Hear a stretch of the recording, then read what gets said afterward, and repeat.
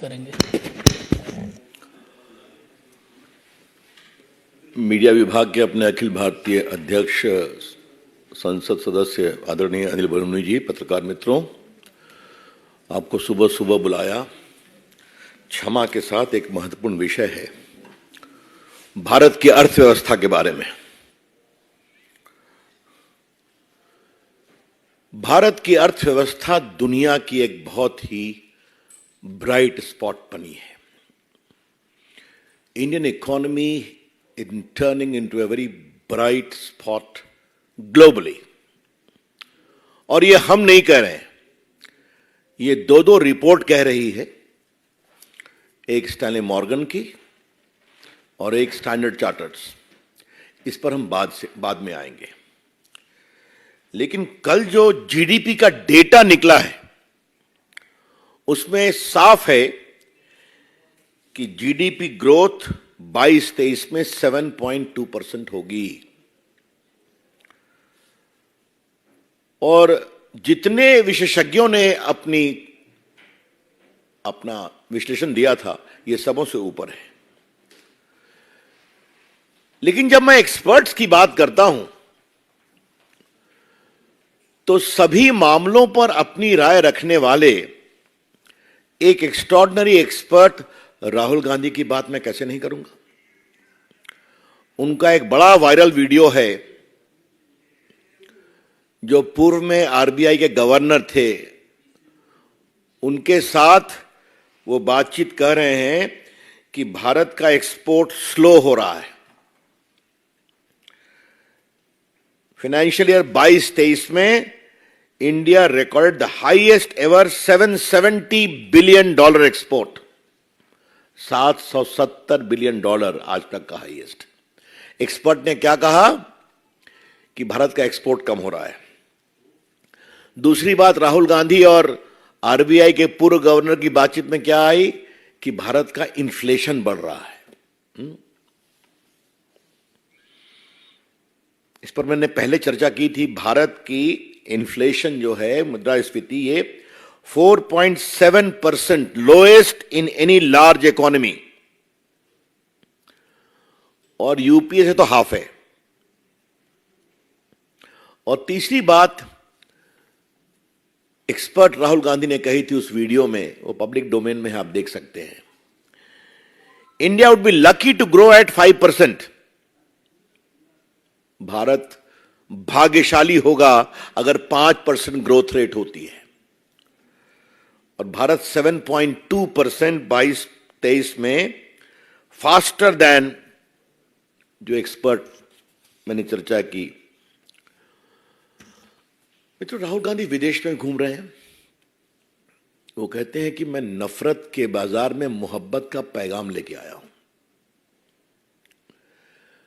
राहुल गांधी, भारत की विकास यात्रा के खिलाफ आप नफरत का बाजार क्यों फैलाते हैं? अविश्वास का बाजार क्यों फैलाते हैं? Mr. Rahul Gandhi, I wish to respond to your loud claim repeatedly made that you seek to spread love and affection in an atmosphere of hatred. But why you are spreading a market of pessimism, of almost open public display of lack of faith in India's development story? तो आपका मोहब्बत का पैगाम एक बहाना है नरेंद्र मोदी की अगुवाई में भारत के विकास के खिलाफ दुनिया में नफरत का बाजार फैलाना आपकी प्राथमिकता है।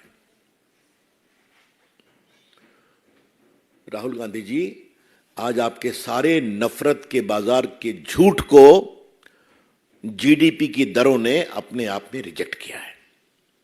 ये हम जरूर कहना चाहेंगे। मित्रों, मैं 2 रिपोर्ट की और चर्चा करूंगा। ये मॉर्गन स्टैनली की रिपोर्ट जो आई है, उन्होंने 10 फंडामेंटल चेंजेस को मेंशन किया है कि भारत 10 साल में कैसे बदला है। और मैं पत्रकार मित्रों को विनम्रता से कहना चाहूंगा, कृपया करके मत भूलिए जो मैं पहले भी बोला हूं कि यूपीए सरकार में भारत की इकॉनमी फ्रेजाइल 5 इकॉनमी थी। याद है ना आपको? ये भी दुनिया के सारी बड़ी बड़ी इकोनॉमिक पावर हाउस बोलते थे। और आज भारत की इकॉनमी नरेंद्र मोदी की अगुवाई में वर्ल्ड की टॉप 5 इकॉनमी है। इंग्लैंड के आगे बढ़ चुके हैं। इसका कारण क्या है? और ये कोई 10 पॉइंट सिर्फ एक दो के नहीं है। Tax reform, massive infrastructure boom, from roads to broadband to renewable energy, formal economy, one nation one tax, GST despite Rahul Gandhi propaganda. क्या बोलते थे जीएसटी को राहुल गांधी? गब्बर सिंह टैक्स ना बोलते थे। आज बताया कि कितना बड़ा सक्सेस हुआ है।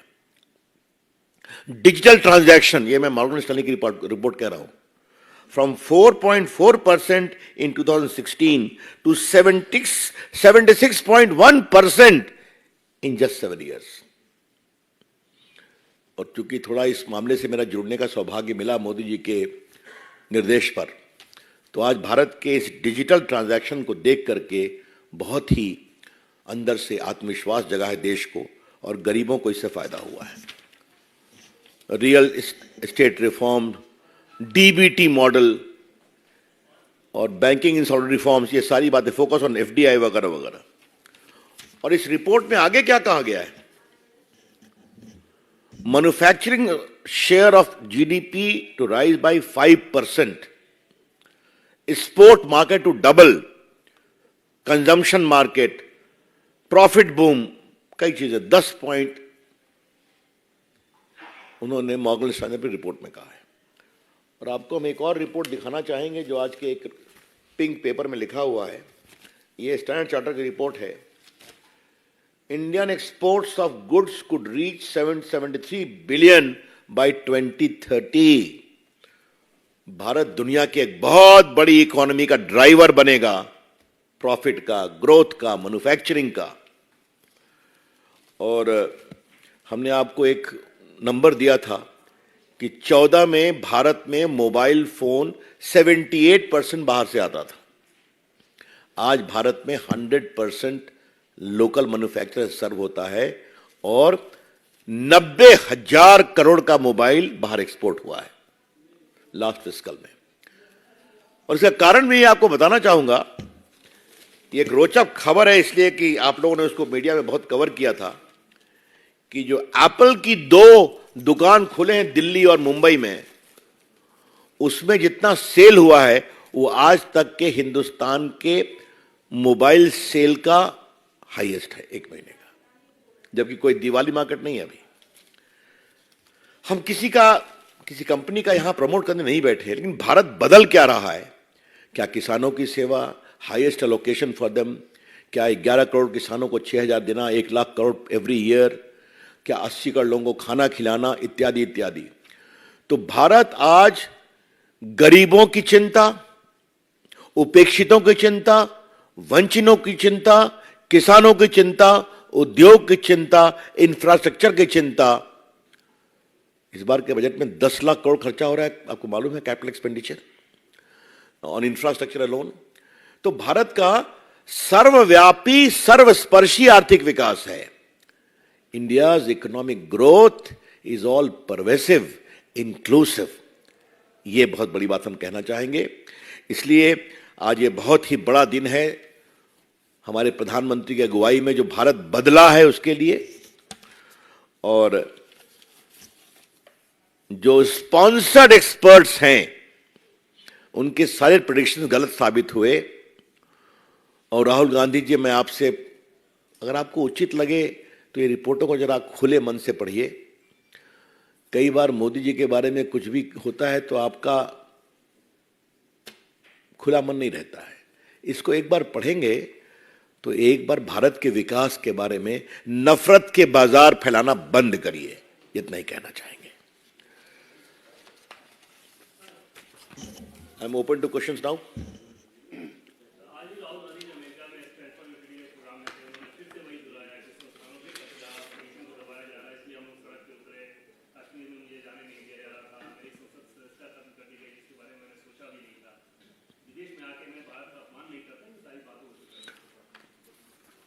राहुल गांधी, क्या आपकी बात हिंदुस्तान में लोग नहीं सुनते हैं क्या?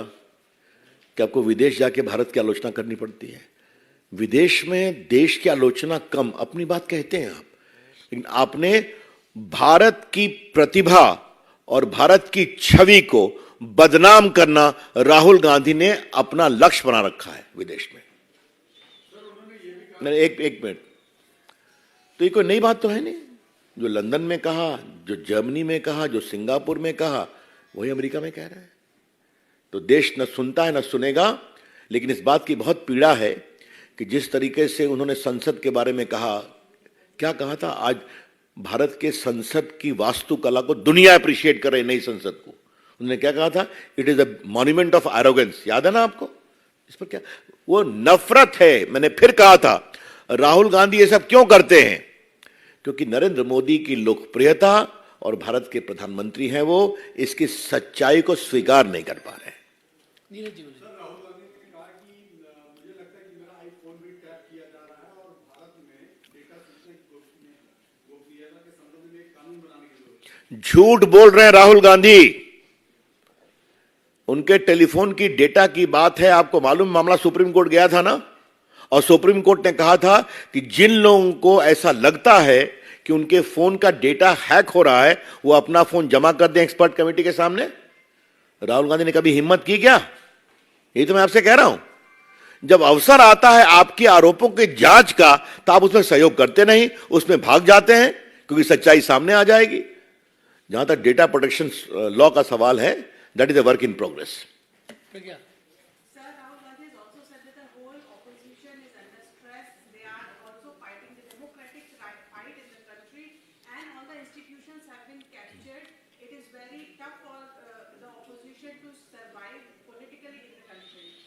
देखिए, आज का विषय भारत की अर्थव्यवस्था पर थी, लेकिन विदेश में बोला है तो मैं रिकॉर्ड ठीक करना चाहता हूं। भारत की नई संसद का इस तरह से तिरस्कार करना, यह इंस्टीट्यूशन का अपमान है।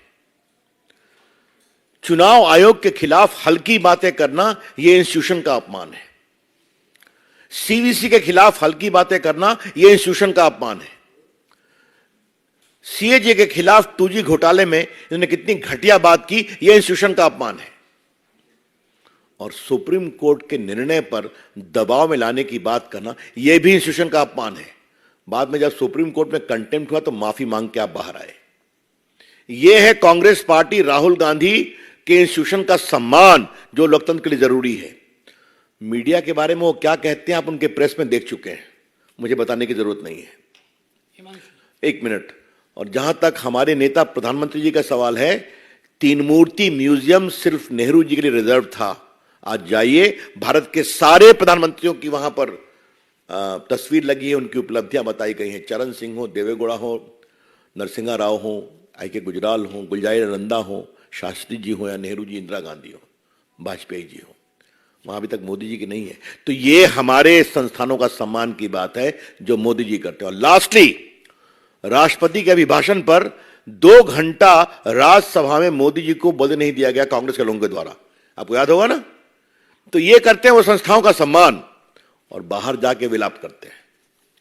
सर, मेरा एक सवाल है, नसरुद्दीन शाह है, अभिनेता है, उन्होंने ये कहा है कि जैसे नाजी जर्मन के अंदर होता था, हिटलर साइड में फिल्में बनाई जाती थी हिटलर के हिसाब से, वैसा ही अब भारत में हो रहा है। उस समय अच्छे फिल्मकार जो है छोड़कर चले गए थे जर्मनी, कुछ ऐसी ही स्थिति जो है वो भारत में हो रही है, यानी कि प्रधानमंत्री की तुलना वो हिटलर से कर रहे हैं। देखिए, इस पर महाराष्ट्र में भाजपा के प्रवक्ता लोग हैं। मैं इतना ही कहूंगा, कश्मीर फाइल्स और केरला स्टोरी फिल्में बनती हैं तो कुछ लोग को परेशानी होती है, वो फिल्में लोकप्रिय भी हो रही हैं, तो जाने दीजिए। कुछ लोग उसको बैन कराने भी गए, सुप्रीम कोर्ट बैन नहीं होने दिया। भाई रुको भाई, ऐसे